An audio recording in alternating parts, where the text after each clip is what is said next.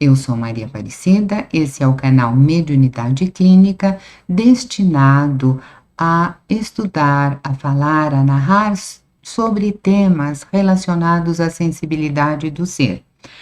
Se você gostar, assista. Hoje nós temos a 5ª aula sobre ansiedade. Vamos começar?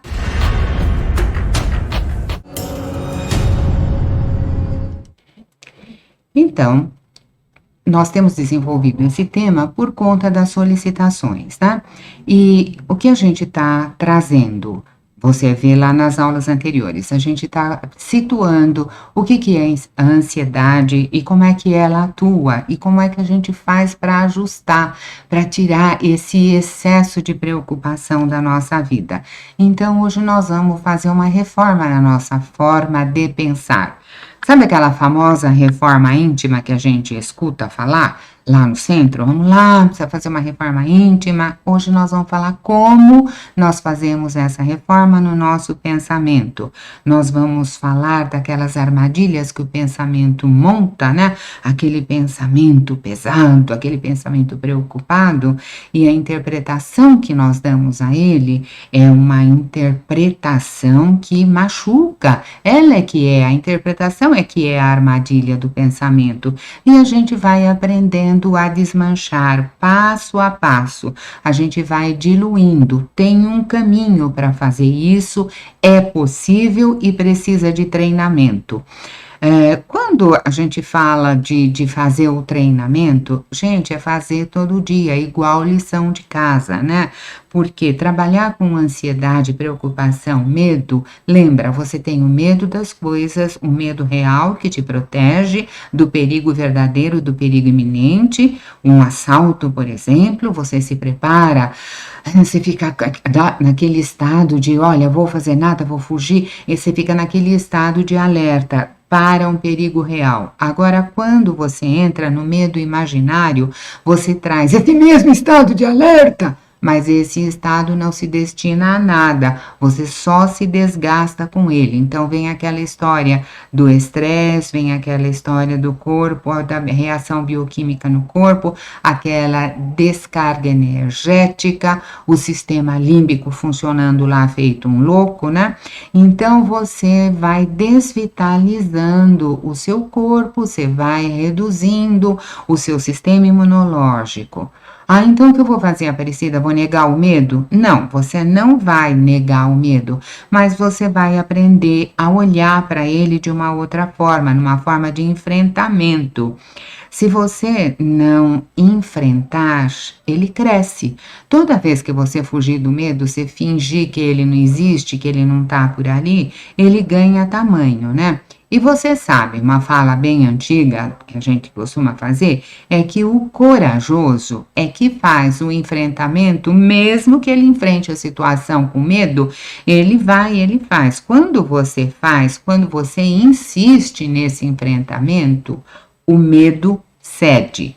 Pode escrever aí. Quando você insiste, o medo cede, porque você vai insistindo, você vai ganhando força, você vai ganhando confiança em você, e o maior medo que eu percebo, né, que o sujeito pode enfrentar na vida dele, nesse pacote da ansiedade, é o medo da crise de pânico. E mesmo o medo da crise de pânico, que é intenso, ele também passa. Ele dura lá 20, 30 minutos no máximo, mas ele passa. Então, como é que vai? Aparecida, mas eu tô com medo. E se acontecer de novo? E se me der outra vez a crise? Meu amor, se der, deu. Você já sobreviveu à primeira, você sobrevive à segunda. A gente não pode controlar a vida. Um dos medos, assim, desse medo de ter medo da crise, é o controle que está por trás. Eu quero controlar tudo. E, na bem da verdade, você não controla nada. Não existe controle sobre a crise. Existe aprender a trabalhar com aquilo, não deixar a coisa fazer um movimento tão forte, tão intenso, juntar aquele pacotão energético para desabar como crise em cima de você. Vamos desmontar isso antes. Então, se você ler, pesquisar, estudar sobre isso e mandar as suas questões para a gente trabalhar com elas, vai ficar muito mais fácil do que se eu ficar adivinhando ou trazendo para você o que o meu cliente falou. Participa, escreve, você fez a sua lição de casa, continua fazendo. É aí que mora o sucesso, fazendo a lição de casa. Isso é o treinamento, né? E o treinamento, você tem ferramentas para isso, você tem a sua observação. A sua observação é a natureza que deu.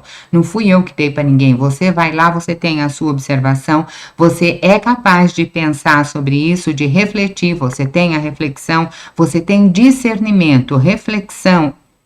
Discernimento, observação, são coisas que estão aqui na nossa cabeça, no nosso cérebro. Lá a nossa imagem mostra para você aquilo que está lá dentro da cabeça e naquele verdinho mostra a zona aonde acontece essa observação e essa reflexão. E aqueles pontos que estão marcados em vermelho são os pontos onde nós trabalhamos com a nossa emoção no aspecto da defesa. Então você tem o pré-frontal aqui, treinando, trabalhando, vendo, observando. E você tem aquela amígdala lá em vermelho, que não é a amígdala da garganta, viu, gente? É a amígdala encefálica, que ela funciona quando ela vê perigo, quando chega para ela uma mensagem de perigo.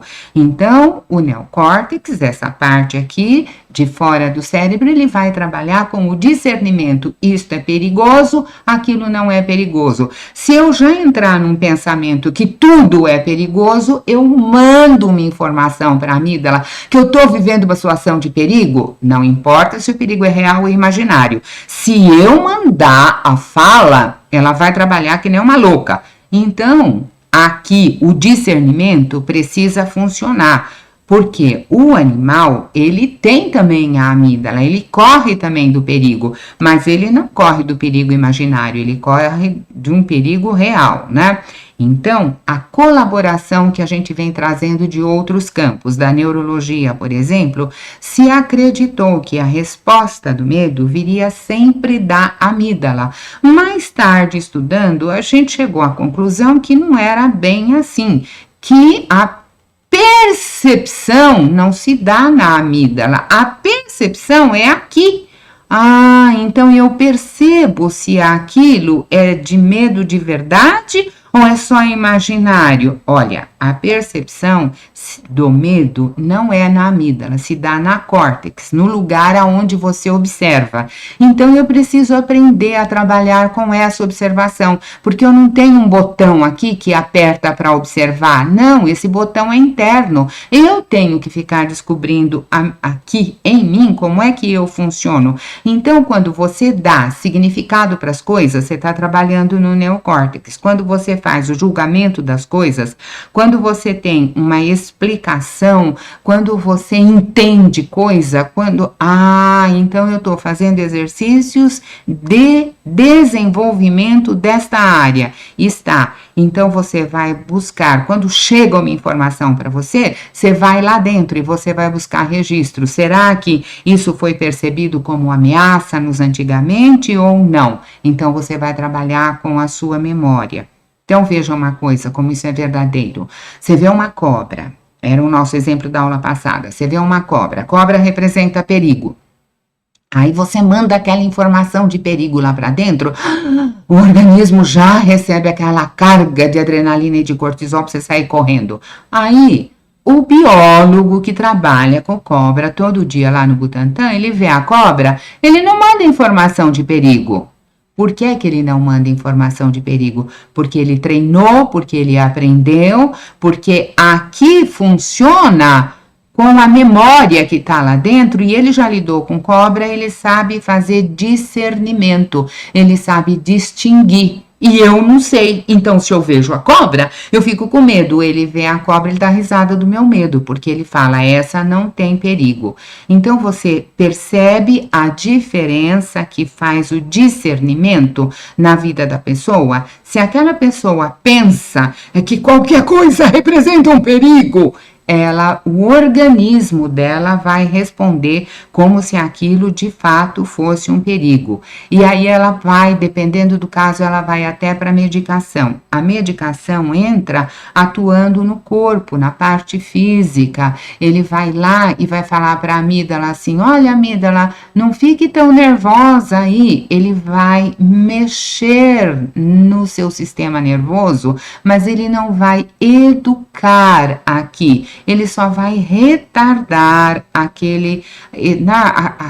aquela resposta que você teria, vai ser uma resposta mais calma, mais tranquila por conta do remédio, mas o remédio não vai ensinar você a raciocinar e pensar, é só você que pode ensinar isso, porque quando você parar de tomar o remédio, você dispara de novo o seu sistema adrenérgico, e aí, como é que fica? Então, a grande sacada dada pela neurociência é treinar o raciocínio, treinar a córtex cerebral, treinar o discernimento, treinar a reflexão, treinar a observação e aprender a pensar diferente. Você quer aprender a pensar diferente ou para você tá bom o pacote de ansiedade? Se tiver bom, deixa lá. Agora, se não tiver, aí é que entra o treinamento, né?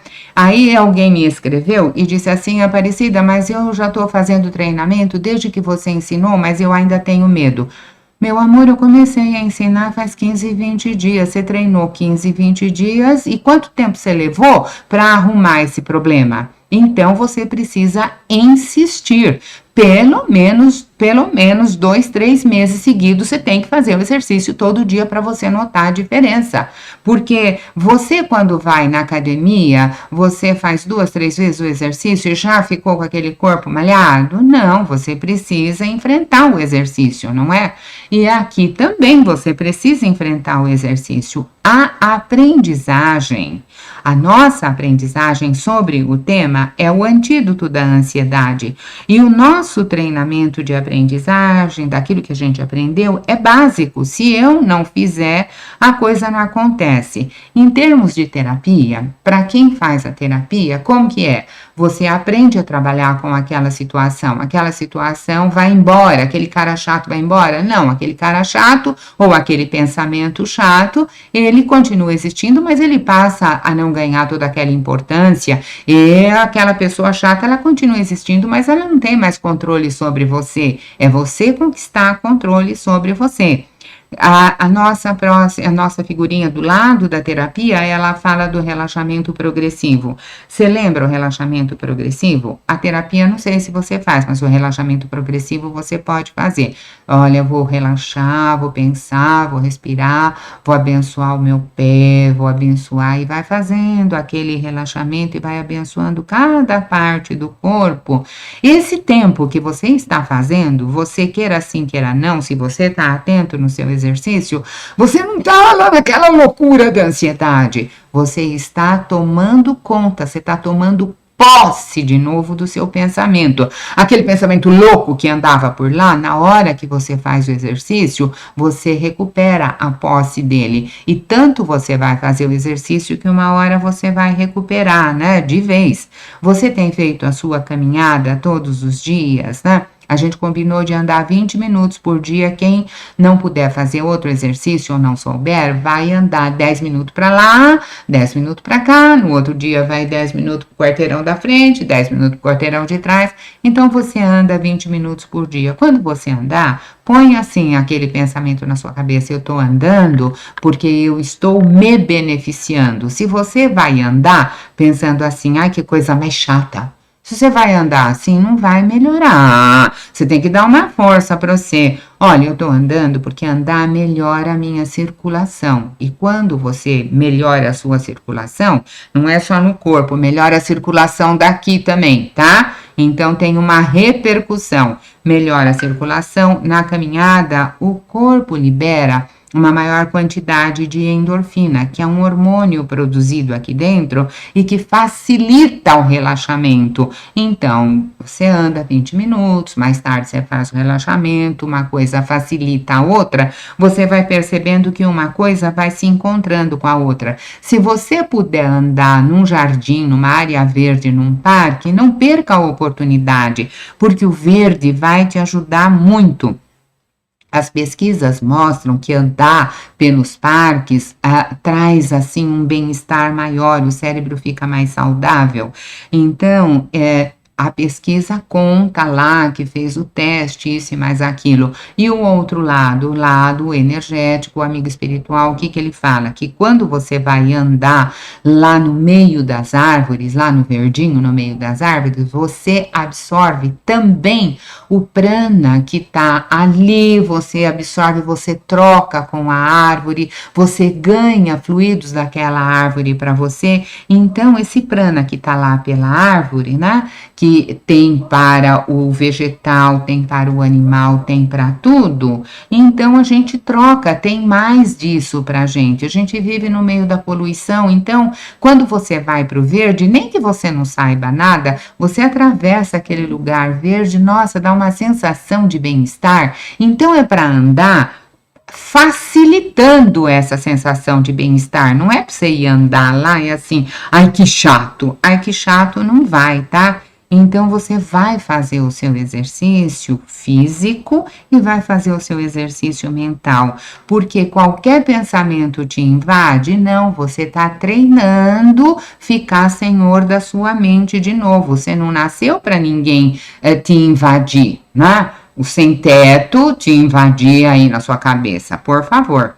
Você tem um sistema de recompensa. Quando você der a sua voltinha, existe aqui no cérebro um departamento chamado sistema de recompensa. Esse sistema de recompensa, quando você faz alguma coisa e você se parabeniza, você fala, olha, que bom que eu fui fazer essa caminhada, que bom que eu tô aqui, né, andando, eu tô me refazendo. Essa visão positiva, esse elogio que você faz para você, o seu sistema de recompensa, ele fica bem alegrinho e ele vai fazer mais dopamina para o seu corpo, que é um regulador do humor.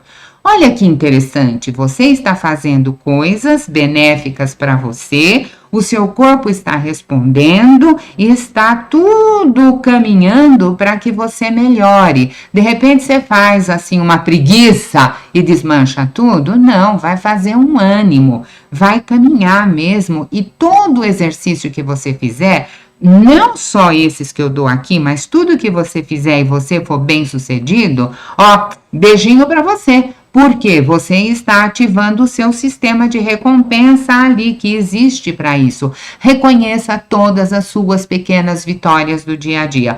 Eu vou dar aula de braço quebrado. Não é a coisa mais importante do mundo? Não, não é. Mas para mim é importante não deixar a peteca cair, porque o braço já caiu, não é? Então, olha lá, recompensa as suas pequenas vitórias. Reconhece, vai lá, se parabeniza. O seu sistema de recompensa cerebral agradece. Os seus exercícios respiratórios você tem feito? Hoje é dia da gente ver por que faz isso, para a gente fazer com maior disponibilidade, porque você sabe que qualquer treinamento respiratório que você faça ajuda o seu sistema nervoso a acalmar, a serenar, porque a primeira coisa, quando você fica nervoso, é a respiração que fica ofegante. Então, agora, não vamos esperar ficar nervoso, vamos fazer exercícios respiratórios. Você não precisa tirar um tempo para fazer o exercício respiratório, faz junto com andar, faz quieto a hora que você estiver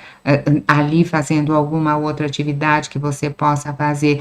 Não, Aparecida, eu gosto de fazer centrado. Aí já é atenção plena, aí já é meditação. Gente, tudo isso é de suma importância. Não é porque você está fazendo para você que não vale nada. Você é a única pessoa que pode fazer o exercício para você. Eu posso ensinar uma técnica ou outra, agora fazer o exercício é seu. Quando a gente está falando desse exercício de atenção plena, A gente está falando de uma forma de ver a meditação. Quando a gente fala da meditação, tem muita coisa que vem no pacote da meditação.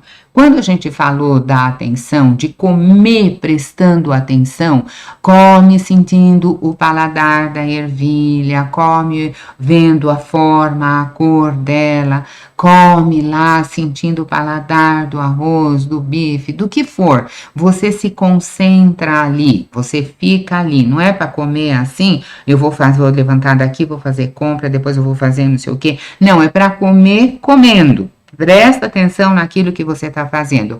Agora, um adendo.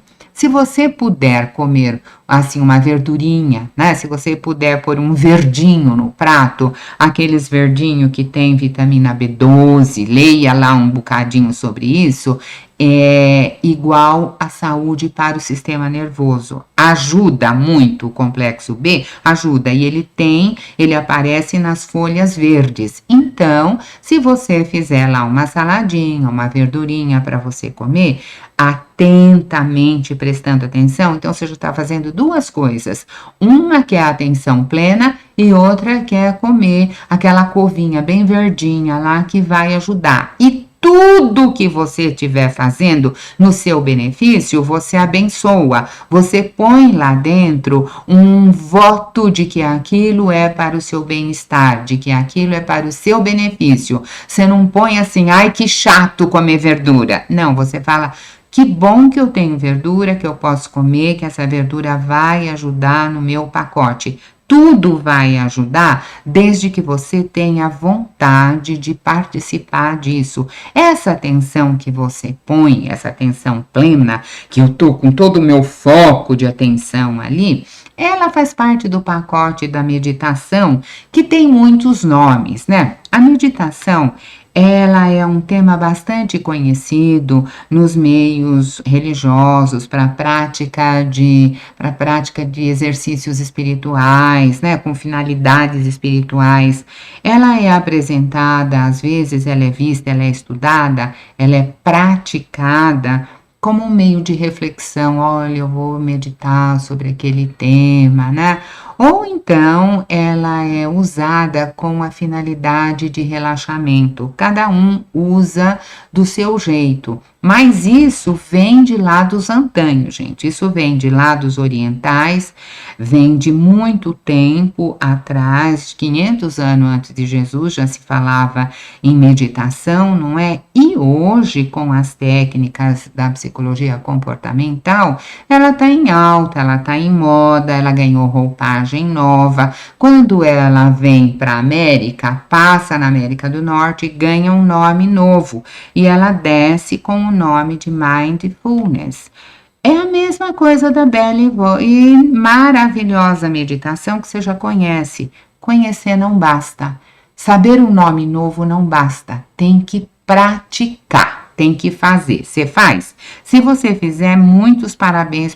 Ai, Aparecida, mas não deu para fazer a semana passada. Não faz mal. Começa essa e vai fazendo, porque é assim que a gente vai caminhando, né?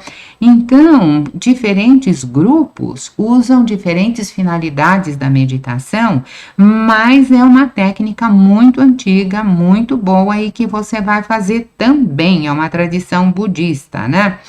Então, quando você está lá fazendo a sua meditação, você pensa que você tem que prestar atenção naquilo que você está fazendo, você está lá na sua alimentação. Vamos pegar a alimentação, por exemplo, né? Então, você vai prestar atenção, você não vai ficar com julgamentos, olha, isso é bom, isso é ruim, isso é bobagem. Não, você vai prestar atenção, porque você tem uma intenção por trás dessa atenção, que é a sua melhora, e aí você vai para a ação, para a realização. Eu vou me alimentar aqui, eu tô com a minha consciência ali, eu tô observando o que está acontecendo ali e eu não vou fazer nenhum julgamento. Eu vou me tratar com amabilidade, eu vou me tratar gentilmente. Quando eu for fazer a minha caminhada, eu vou me tratar como se eu estivesse tratando meu filho de forma gentil, meiga. Então, sabe? Tudo depende da sua atitude, da sua postura lá de dentro também, não é? Então, você tem lá na nossa imagem, você está vendo o treinamento para atenção plena, que é a intenção que vai para a ação, que vai para a atenção e que vai para a ação. E de novo você vai fazendo aquele circuito e é para fazer. Não deu para fazer hoje, faz amanhã. É ao longo do tempo, é como regime, é como ginástica, é uma ginástica mental. Não pode fazer um dia só e achar que aquilo vai. Você escolhe prestar atenção na sua refeição. Você escolhe prestar atenção na sua respiração. Senta ali e volta toda a sua atenção centrado para aquilo que você está fazendo. Ah, mas se eu me distrair, não faz mal, traz atenção de novo, retorna. O objetivo aqui não é que você relaxe, é que você fique atento em você. Olha, eu estou prestando atenção no que eu estou fazendo, estou aqui, estou comendo, estou respirando. Então você tem muitas formas de trabalhar a meditação a seu favor, e isto é muito importante. São técnicas, não depende de religião, não depende de você pôr uma roupa, cantar um mantra, não, tudo depende da sua cabeça ali centrada em você, não é? E a colaboração da neurociência em cima disso. Pegaram os indivíduos, botaram lá fazendo meditação e vamos observar o que acontece fisicamente, o que acontece com ele, no corpo dele, quando ele faz meditação. Levou tempo para fazer a pesquisa e graças a Deus você tem a pesquisa aí para você consultar. Depois dos treinamentos, né? Então, o que se observou das pesquisas, o que foi o resultado? É assim, alguns neurotransmissores, que são aqueles pedacinhos lá de dentro, aquela química que faz lá dentro, o coco faz lá dentro uma aguinha, né? Tem uma aguinha no coco. Aqui dentro, tem gente que tem água de coco, tem gente que tem neurotransmissor, você escolhe aí o que tem, né? Então, tem um neurotransmissor que é aquele elemento químico que tá lá. Então, GABA é o nome de um deles. É um neurotransmissor que ajuda a acalmar. É como se aqui dentro tivesse uma fabriquinha de calmante. Quando você está agitado, a própria fábrica vai lá e faz o calmante na dosagem que você precisa e o calmante que você precisa. Gente, a natureza é maravilhosa, né? Aí, o organismo também vai provocar o aparecimento da dopamina, da serotonina, que são elementos ligados ao nosso humor. Tá mais tenso, mais alegrinho, menos alegrinho, vai trabalhar, vai produzir endorfinas. Essas endorfinas, se machucou, tá com uma dor aqui, o organismo vai lá fazer um analgésico, fazer um remedinho para você. Olha, a fabriquinha tá aqui, a necessidade tá aqui, tá tudo para funcionar bonitinho se eu não entrar e atrapalhar com pensamentos lá que podem atribular tudo. Então, no final dos resultados, depois dessa proporção dos neurotransmissores, o que isso representa aqui fora no comportamento do ser? Aqui fora o resultado é assim, houve redução de estresse, é o que a gente está tentando, não é? Reduzir isso, houve controle de ansiedade. Quer dizer que então aqueles resultados, aqueles exercícios ajudam a controlar a ansiedade? Ajuda, porque vai baixando, você vai ficando mais calmo, mais sereno, então a ansiedade vai diminuindo também. Essa história de potencializar o autoconhecimento é porque quando você baixa o facho, você consegue prestar melhor atenção, você conhece melhor o seu mecanismo. E quando você põe foco nas coisas, você trabalha melhor, porque você sabe que aonde você põe foco, você está pondo a focalização da sua consciência, e a natureza da consciência é criar. Então, isso vai ajudar, por exemplo, na redução de vícios, pode ajudar sim, porque aquela pessoa que por conta da ansiedade, ela vai fumar, ela vai beber, ela vai drogar, Se ela estiver menos ansiosa, ela vai procurar menos o cigarro, ela vai procurar menos a bebida. Não é milagre, gente, não é milagre. É, sabe, é empenho. O seu milagre depende do seu empenho. E quem faz milagre na sua vida é você. Deus não vem aqui fumar, beber, nada disso. Você tá por aí, você que trata de ver o que você vai fazer. E quando você faz os exercícios, você sente no corpo um bem-estar geral, você sente na mente. Então, o cara tá lá, ele diminui os sintomas de ansiedade, ele diminui os sintomas depressivos dele, né? Que na depressão é a mesma coisa, você faz os mesmos exercícios e você vai, a cada exercício que você faz, isso é importante, a cada exercício que você faz, você vai minando o medo, porque quanto mais você conhece da situação, você permite que os seus processos de inteligência passem a agir de modo mais consciente aqui. Então, se você precisa tomar remédio, tome o remédio. A medicação vai dar um tempo que você vai aproveitar fazendo esse treinamento, porque você sabe que a medicação não cura, porque se curasse já tinha curado, não é? O pessoal que já tomou sabe que é assim. A gente conversou sobre tomar sol pelo menos 10 minutos por dia. A Aparecida não tem sol, tome o ar lá que vem, a claridade que vem, já ajuda. Quando você olha essa imagem que nós pusemos do sol, aí você vai ver, tem 3 setinhas lá, escrito assim, Forá, eletricidade, prana, vitalidade, kundalino, libido. Isto são forças que emanam do sol. Quando você estuda filosofia hindu, você aprende isto e você vai traduzindo, né? É como se viesse uma eletricidade de lá para cá para vitalizar a terra, para vitalizar o ser. E enquanto quando ele fala de Kundalini, de libido, é sinônimo de energia psíquica. Quem toma sol um pouco tem mais ânimo. Outro dia eu fiquei bem olhando alguém que disse para mim que não abre a janela do quarto, que não abre a porta do quarto, e eu receitei sol pelo menos assim, sabe? Uma vez de manhã, uma vez à tarde, porque você precisa de sol. Por que você acha que o Pai do Céu pôs aquele solzão lá só para ele ficar lá e iluminar? É para ele ficar lá e iluminar, sim, mas é para você se utilizar dele também. Por isso a gente está fazendo esta pequena fala. Mas você pode procurar na filosofia hindu o sol e você vai achar todas as finalidades etéricas, porque no nosso estudo do lado de cá do mundo a gente acha aquelas finalidades que dizem mais respeito à vida física. Como o Oriente é mais antigo, é voltado para o etérico também, lá você encontra os etéricos. Falamos daquela imagem para você completar, para fazer uma contemplação que seja de 1, 2 minutos, né? Que é para você olhar uma coisa bonita, para você fazer uma coisa de paz lá dentro de você. Você tem feito?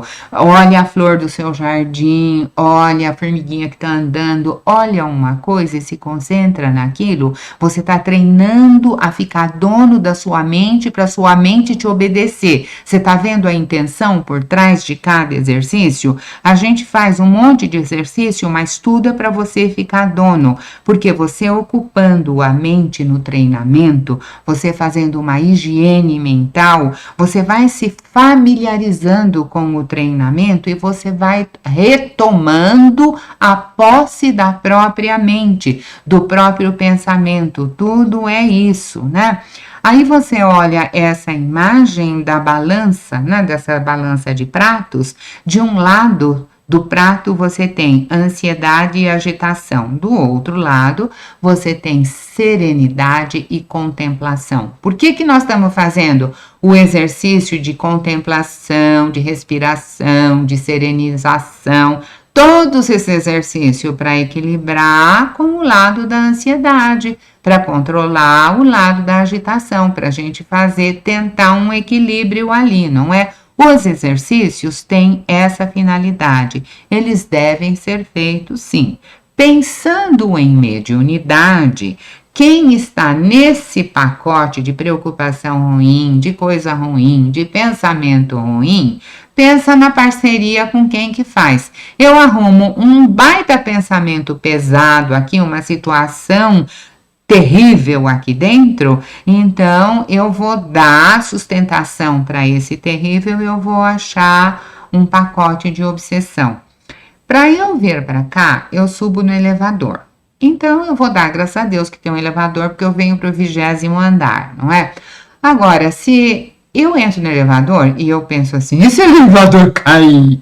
Meu, será que não tem uma coisinha melhor para você pensar? E se esse pensamento entrar, você precisa oferecer biscoito com chá para ele, para você ficar alimentando aquilo? Não precisa, porque se você alimentar aquilo, você vai entrar no pacote da fobia, do medo. E aí, se você tem um obsessor, ele vai adorar, porque ele vai entrar nisso e ele vai te assustar ainda mais. Se você não entra, ele também não consegue entrar, porque a entrada dele se dá pelo pensamento ou pela emoção.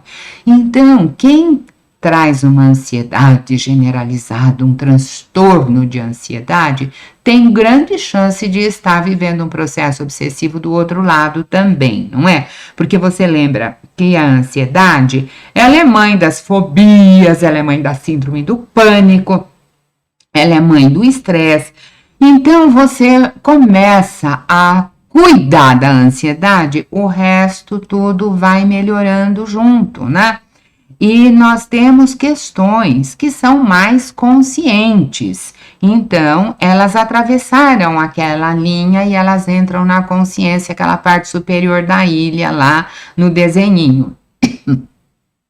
E nós temos questões que são inconscientes. Na próxima imagem você vê lá uma latinha de lixo no inconsciente, que são todos aqueles problemas que eu jogo lá para baixo e finjo que não é comigo, mas eu joguei sujeira para debaixo do tapete. E se você olhar lá, tem uns mosquitinhos voando. Por que que os mosquitinhos? Os mosquitinhos vão procurar coisa limpa? Não, eles vão procurar coisa suja. Esse é o processo da obsessão. Os mosquitinhos lá de fora, da outra dimensão, eles vêm para cá porque tem um lixinho aqui para eles voarem perto. Se você limpar o terreno, não vai ter lixinho e ele não virá. Então, nós juntamos lixo psíquico e as moscas psíquicas se aproximam também.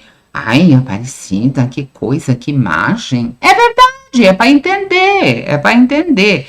Então, veja lá uma coisa, na nossa próxima imagem, para a gente botar isso esquematizado. Eu gosto de fazer esquema porque facilita a memorização e a aprendizagem. Eu vejo aquilo que eu vejo, eu interpreto como perigo ou não, e eu disparo uma resposta emocional. Quando eu vejo e quando eu imagino, eu também posso interpretar como perigo ou não.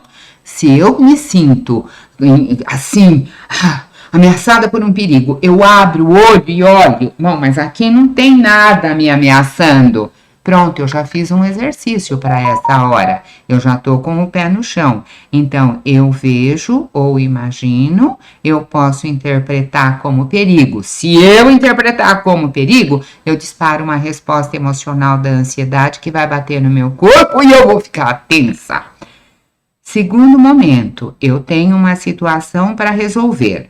Se eu estou acostumada a trabalhar que tudo é perigoso, tudo é ruim, que Deus não me ajuda, que eu tenho aquela baixa estima terrível, eu vou ficar preocupada. A preocupação vai gerar um pensamento ruim e lá na frente está um escuro, não tem nada lá, porque escureceu tudo a hora que eu abriguei um pensamento ruim. Aí, se o meu filho vai chegar da escola e ele se atrasa, né? Ou o voo se atrasa, ou ele por qualquer razão ele não chegou, eu já quero controlar a situação, eu quero que ele chegue na hora. Então, como esta cabeça super preocupada vai interpretar? E você lembra que da interpretação depende a resposta, que vai me levar para a ansiedade ou não. Então, lá embaixo, olha a frase que vai surgir e interpretação é o gatilho. E nós já conversamos sobre isso e estou repetindo porque nós precisamos aprender e gravar. E eu sei que aquilo que eu estou falando aqui, você não vai encontrar desse jeito, prontinho, mastigado, assim, em lugar nenhum. Então, de vez em quando, a gente traz de novo aquela noção. Pensamento nocivo gera ansiedade. Pensamento nocivo estão relacionados à preocupação. Pensamento mal, pensamento ruim. Não importa o nome, você está entendendo o que eu estou falando, não é? Resumo do resumo da ópera, com querer controlar o futuro. Então, você está lá. Tem lá um pensamento ruim que causa uma preocupação. Esse pensamento ruim que causa preocupação gera uma ansiedade. Essa ansiedade está lá porque eu quero controlar o futuro. Agora, não dá para controlar o futuro. O futuro ele é probabilístico, pode acontecer ou não. Aquela flechinha de baixo mostra que o pensamento ruim, a preocupação, ela me leva para um futuro de probabilidade, que eu quero controlar aqui com a minha cabeça. Isso é loucura plena, você querer controlar o futuro na sua cabeça, tá? Então, esse resuminho é para a gente entender, porque quando você entender bem esse resuminho, é meio caminho andado para a cura. Você já largou mão de não fazer o exercício, você já largou mão de ter pensamento ruim e você está aprendendo a controlar o pensamento ao invés de controlar o futuro. O controle foi feito para a gente ter autocontrole, não é para controlar lá fora, né? Então, no item seguinte, vamos entender assim: uma preocupação representa uma probabilidade. Só que a preocupação, ela fala só de probabilidades ruins, terríveis. Não, as probabilidades boas também, graças a Deus, existem, estão no pacote e só que a preocupação considera as probabilidades desfavoráveis. E você vai escrever isso no seu caderninho e você não vai mais fazer essas possibilidades desfavoráveis. Quando você vê que é possibilidade, você para com esse pensamento ruim e interrompe. Vai acontecer uma vez, 2 vezes, 10 vezes, não importa. Você vai interromper, você vai retomar, você vai lembrar desta fala. Eu vou ficar te obsediando na tua cabeça para você sair desse processo, tá? Eu costumo falar que tia não dá aula, tia roga praga. E eu venho aqui rogar praga no C, mas é uma praga boa, tá? Aí nós vamos chegando nessa interpretação inadequada que a pessoa tem da preocupação, né? Essa preocupação com a coisa ruim, com o desfavorável. Isso é terrível e você vai jogar isso fora, porque isso, olha lá para o nosso cartazinho. Olha como eu escrevi ameaça, a ameaça foi crescendo. E como eu escrevi habilidade, habilidade foi ficando pequenininha. A preocupação faz isso, ela aumenta a ameaça e ela faz você não acreditar nas suas habilidades de lidar com a situação. Quando você não acredita nas suas habilidades de lidar com a situação, você está fazendo o convite para o obsessor. Você está falando para ele, pode montar aqui na minha cacunda, porque eu não acredito mesmo em mim. O que você falar, eu vou acreditar mais. Sabe? Todo processo de obsessão, ele começa numa auto-obsessão, tá? Então, sabe, você vai olhar que tem coisa que de fato vai acontecer, nem sempre as coisas são sempre agradáveis, mas você vai acreditar na habilidade que você tem, porque descrer da própria possibilidade, da própria habilidade, do próprio fazer as coisas, do seu potencial, descrer disso é mais grave do que aumentar a ameaça, eu acho. Porque seja a ameaça do tamanho que for, real ou imaginária, se eu confiar em mim, eu vou em frente. E se eu não confiar em mim, eu seguro na mão de Deus e vou, porque o Pai do Céu não vai dar para mim uma coisa que eu não possa fazer. Ele não vai, ele não é sádico, né? Então, veja quantas situações difíceis você teve na vida que você enfrentou. Veja, e você não enfrentou? E você não tá aí? E você não cresceu com elas? Aproveita para aprender com a dificuldade, com aquilo que você já passou, ao invés de ficar se diminuindo. Assim, a gente vai percebendo e vai trabalhando a nossa confiança. Porque quando você não confiar em você, você confia em Deus e vamos em frente, né? Então, a ansiedade, se lembra que ela aumenta o tamanho da ameaça. E você não precisa de mais nenhuma ameaça, que já tem que chega. O que a gente tem é que a gente tenha que diminuir. Então, o nosso psiquismo, quando você deixa aquela ansiedade fazer aquela baita daquela ameaça e você não faz nada, o nosso psiquismo vê a ameaça até maior do que ela é. Às vezes nem era tanto assim, mas na sua cabeça você pegou uma lente de aumento e estava vendo aquilo, né? Às vezes, o marido não telefonou. Ele não chegou. Lá vem aquela pessoa, aquele pensamento ruim da ansiedade, fala, ai, ele foi sequestrado. Não, ele só não telefonou. O fato é que ele não telefonou. Mas a pessoa já acha que ele foi sequestrado, que ele tá lá dentro do carro e que não sei o quê. Sabe? Ela arruma um pensamento de angústia pra cima dela. Uma coisa que pensa lá, que a pessoa não aguenta mais. Pra que você faz isso com você? Sabe, ele não telefonou, ele apenas não telefonou, deu um tempo. Pense o melhor, procure o melhor, porque se aconteceu ruim, você vai ficar sabendo mesmo. Você já não precisa antecipar nada. Deixa, espera, respira, faz calma lá dentro quando você vê que você está deixando andar o processo só por conta de um pensamento difícil. Era só o pensamento e o pensamento está te levando para angústia e para dor. Não precisa ser assim. É aquele pensamento grudento, sabe aquele pensamento pesado? Quando vier, passa sal na cabeça, toma banho, passa um shampoo gostoso, tira, faz banho, faz descarrego, faz o que você quiser, mas precisa tirar isso. Um pensamento rígido daqueles que não permitem questionamento, é esse pensamento mesmo que vai vir, porque você vai mexer, ele vai vir, mas eu quero que você entenda e grave essa imagem da telinha para você. Um pensamento é apenas isso, um pensamento. Vou repetir.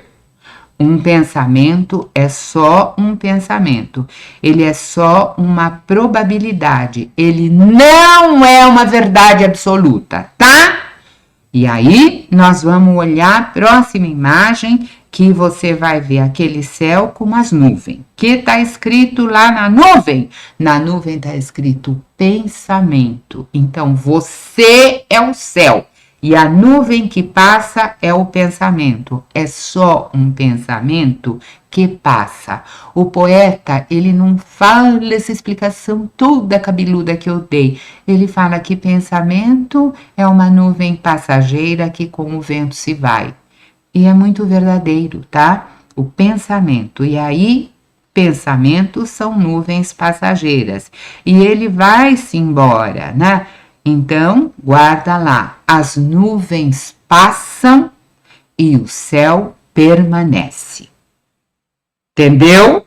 O pensamento vai passar e você vai ficar aqui para o próximo pensamento. Você é um espaço onde o pensamento atravessa, onde o pensamento passa igual bichinho na floresta. Imagina uma clareira que os bichinhos passam por ali. Então, você é um espaço, é a clareira onde os bichinhos passam, você é o céu aonde os pensamentos passam. E olha que você tem deixado, você tem se pendurado no pensamento e deixa ele te conduzir. Ai, que ruim! Não precisa ser desse jeito, né? Quando você pensa assim, mas comigo não é assim. Para mim é mais difícil, para mim tudo dá errado, eu não vou conseguir. Pronto, você já entrou no pacote. Não vai fazer assim. Esse pensamento rígido, para mim não dá certo. Esse pensamento, você está supervalorizando as coisas ruins. Quando você supervaloriza as coisas ruins, você está ativando um processo obsessivo daqueles do obsessor do espaço. No centro, isso chama processo obsessivo, né? E aí não interessa o nome que você dá, você vai trabalhar com um descrédito disso. Isso não é tão forte assim, eu sou mais forte do que isso. Quando vier aquela frase, mas você não entendeu direito, eu não vou saber, eu não vou aguentar. Você fala, não, isso é só um pensamento, eu vou aprender, eu preciso de tempo para aprender, mas eu vou aprender. Quando vier, você não vai aguentar, eu vou aguentar sim, eu sou mais forte do que o pensamento. Olha, você vai perder o controle. Já não tenho nenhum, vamos perder o que eu não tenho. Sabe, não precisa ser uma coisa assim pesada, que aparece um pensamento e você deixa que ele te conduza. Quando você deixa o pensamento te conduzir, você está subestimando a sua capacidade de reação. Ameaça valorizada é capacidade diminuída. Você quer diminuir a sua capacidade? Não. Então, na sua lição de casa, você pensa assim, ainda eu vou escrever lá no fim, mas agora eu vou falar uma coisinha para você. Você vai lá e lista as suas vitórias, todas as que você já teve na vida, as atuais e as passadas. As atuais são as coisas que eu faço do dia a dia, as coisas pequenas, são as suas vitórias. Não é o que o outro acha que é vitória, é o que você acha que é uma conquista sua, é uma coisa sua. E tudo que você já conseguiu também é vitória. Olha, eu consegui chegar até aqui, eu consegui estudar, eu sei ler. Então você tem um monte de vitórias na vida. Você precisa olhar para isso, para você reconhecer, para você ir tirando aquelas coisas ruins que estão morando aí na sua cabeça. Que outras coisas ruins você vai tirar? Aqueles pensamentos que você reconhece como pensamentos intrusos, como pensamentos vindo de fora, como pensamento automático. Na faculdade, a gente aprende como isso, como pensamento intrusivo. No centro, a gente fala obsessor. Não importa o nome que você dê, você tem que entender o que eu estou falando e lidar com isso, né? Nós não vamos ficar brigando por causa de nome. Esses pensamentos automáticos, eles aparecem no pânico, eles aparecem nas fobias, na ansiedade generalizada, toda essa pacotaiada aí, mas eles podem se espalhar para qualquer quadro ansioso, tá? Então, pensamentos intrusos, eles não são verdadeiros, eles são fantasias que passam pela sua cabeça. E se for fantasia passando pela sua cabeça, o obsessor pode pegar carona na fantasia, tá? Então, você joga fora a fantasia, que quando você jogar fora a fantasia, você jogou fora o processo obsessivo junto. Olha que simples. E olha que maravilhoso, você dono de você dono do seu pensamento, dono da sua cabeça. Quando você lembra daquela imagem que eu trago toda a aula, do seu corpo físico, etérico. Quando você tem uma invasão no seu campo mental, aquele amarelinho lá, é por ali que o obsessor entra. Quando você tem uma invasão no seu campo emocional, aquele cor de rosinha, é por ali. Então, cuidar do pensamento e educar as emoções faz parte do seu processo educacional, faz parte do seu desenvolvimento enquanto ser, tá? Então, você pensa nisso e vamos lá para adiante, porque esses pensamentos, eles podem aparecer como uma cena na sua cabeça, como uma frase, como uma memória, um impulso qualquer que você tenha, mas você já está pensando nisso, você está se preparando, você já fez assim a sua meditação, você vai indo para bons pensamentos. Então, quando vier um pensamento desagradável, estressante ou até violento, você não vai deixar ele tomar conta. Isso é desarmar a armadilha do pensamento. Isso é você puxar e desmanchar o pacote, porque o pacote está aí prontinho, pronto. Sabe a armadilha que tá, o bicho passa lá e põe o dedo e ela nhoque? Você está desarmando isso, né? Então, os pensamentos ruins, a gente vai olhar para ele e perceber que ele é uma fantasia, e quando eu desmanchar a fantasia, como é que fica? Então, no próximo quadro, você vai ver, de um lado está escrito psicopatologia, do outro lado está escrito no centro. É como a gente estuda de um lado e como a gente entende do outro. E eu faço essa trança para você entender as duas coisas. Surge na nossa mente, quando a gente está ansioso, aquele pensamento intrusivo, aquele pensamento que vem, ele é involuntário, ele vem.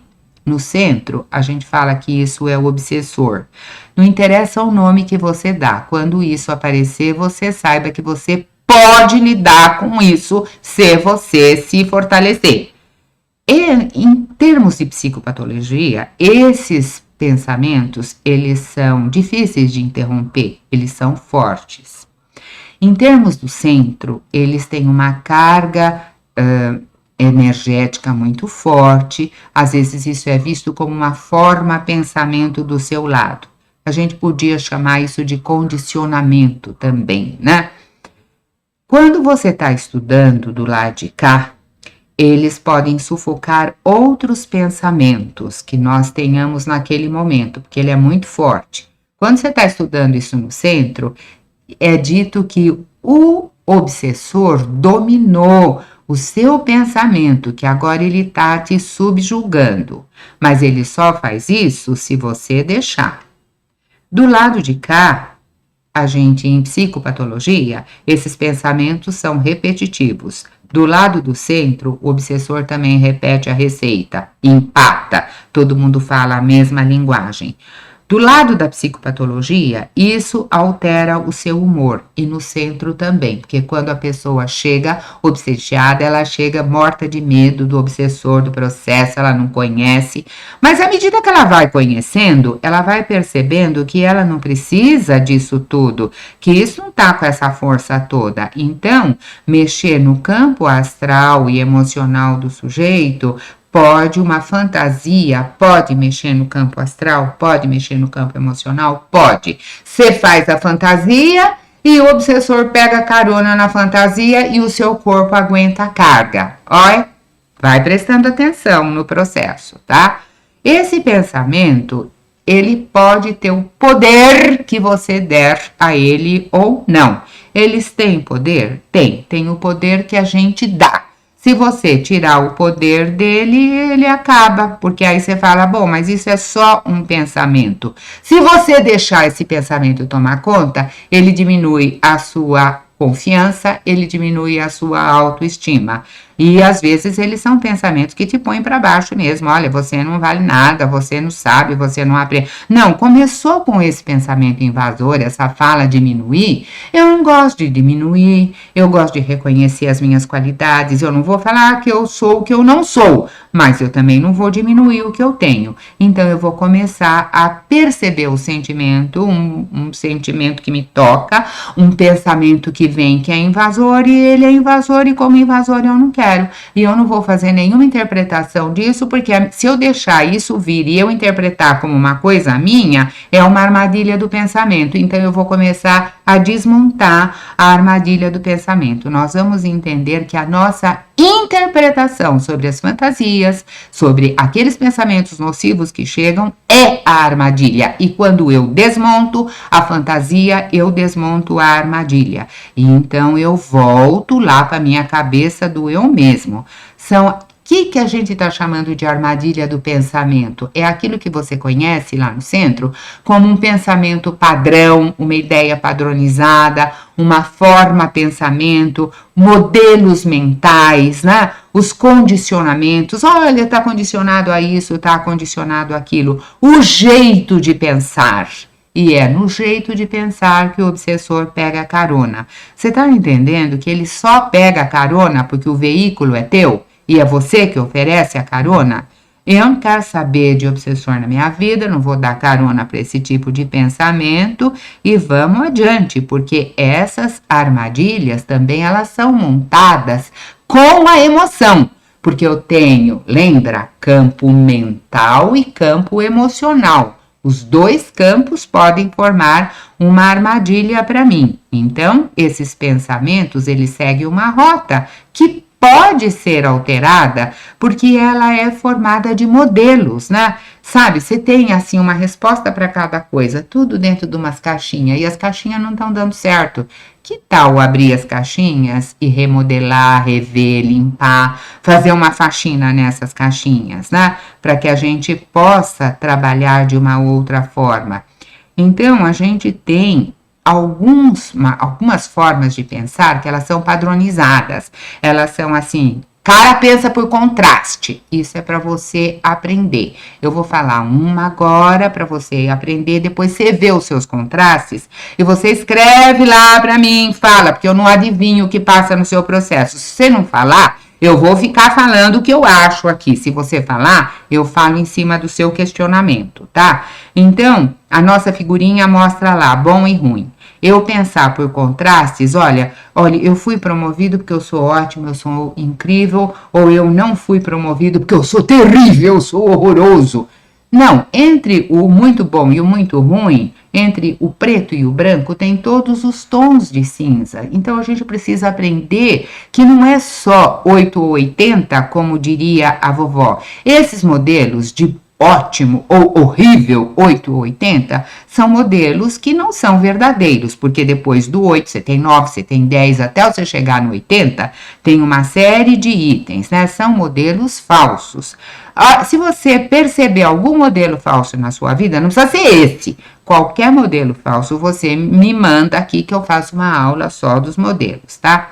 Eu quero te apresentar um outro modelo ainda, que é o da generalização. Você vê uma coisa no olhômetro assim, e você já sai medindo tudo com aquela régua do olhômetro. Esse modelo também não é legal. Olha para isso e vê se você faz esse tipo de coisa. Eu explico depois cada um deles. Agora só estou fazendo a apresentação. Aquela gente que tira uma conclusão e adivinha o futuro. Parece que ela tem uma bola de cristal na cabeça. Também não vai prestar. Presta atenção na conversa. A pessoa está lá no achismo dela. Ela adivinha que é daquele jeito. Ela acha, ela fantasia e ela já põe aquilo. E geralmente ela faz uma fantasia desastrosa. Aquele pensamento do exagero, da catástrofe, né? A pessoa tem uma dor de cabeça, acha que está com câncer. Eu estou aqui, meu Deus! Para! Se você for dessa ordem, para, né? A gente pode comentar cada um deles depois. Eu só estou fazendo a apresentação. Tem aquele cara do exagero emocional, né? Ele se projeta em tudo, então ele vê daquele tamanho, né? Ele tá vendo uma coisa assim, mas ele enxerga com uma lente, com uma lupa. Então, vai olhar para isso, ver se você tem alguma coisa nessa ordem, depois você me conta. Aquele cara que está preso às regras, os virginianos, né? E aí ele gosta muito dos tem que da vida. Lembra que o tio falava do tem que? Isso também é um pensamento falso, existem 1000 formas de você fazer. No próximo item, a gente tem aquele povo que tem um ímã só para coisa ruim. Ele parece um ímã, puxando só lixo para ele. Pelo amor de Deus, para com isso, tá? Então, eu tô falando só para você olhar. Não que você tenha. Essa é só para você ver do seu vizinho, como é que é, né? Você não tem nada disso. Aí nós vamos ainda... Aqui encerrando a nossa série, a gente vai falar daquela pessoa que ela carrega as culpas do mundo. Ela chega no jantar atrasado e ela fala, estraguei a noite de todo mundo. Não, ninguém nem viu que você chegou atrasado, estava todo mundo comendo, para com isso. Então, sabe, tem uns pensamentos que levam a gente para baixo, a coisa é brava. Aquele que ele faz do ideal, né? Não vai trabalhar com o ideal, trabalha com o real, que já está muito bom. O ideal você não vai conseguir nunca. Então, meus amores, a gente conversou um pouco sobre isso, né? Do como que a gente pode estar reformando os nossos próprios pensamentos. E a nossa lição de casa ela vai ficar naquilo que você já viu, que você não é o pensamento, você vai anotar suas dúvidas e vai me enviar, você vai fazer todas essas lições que estão aí, você printa a tela e faz todas, e não me deixa uma para trás. Ai, Aparecida, mas hoje não deu para fazer essa. Faz no dia seguinte, faz depois, faz depois. É a continuidade que vai garantir que a gente vai dar um passo na direção da nossa cura, tá? Você faz aquele seu cérebro grupo, que você estuda, pesquisa. Eu não tenho com quem fazer grupo, Aparecida. Eu faço grupo comigo mesma, não tem quem estude, então eu estudo com a Aparecida. Acho que ela é ótima, porque toda hora que eu convido ela para estudar, ela vai. Então, sabe, o seu desenvolvimento requer a sua participação. Você tem participado? Então, parabéns para você que conseguiu, que está conseguindo e que vai deixar o seu processo de ansiedade para trás. Quando você deixar o seu processo de ansiedade para trás, eu quero te convidar para vir aqui fazer o seu depoimento, para que as pessoas saibam que você pode, que você consegue, todo mundo que se dedicar pode, todo mundo consegue. Deus não dá o frio, como diria a vovó, maior do que o cobertor. E eu acredito que tudo isso só vem em prol do nosso desenvolvimento. E nós damos nossas trambolhões, os nossos tombos, porque a gente ainda não aprendeu, mas quando a gente aprender e o processo tá aí, tá acontecendo, e você tá aí, a sua inteligência tá aí, eu tenho a maior boa vontade em vir conversar com você. Fica com um abraço enorme, eu vou agradecer muito a sua atenção e ficamos de encontro marcado para a semana que vem.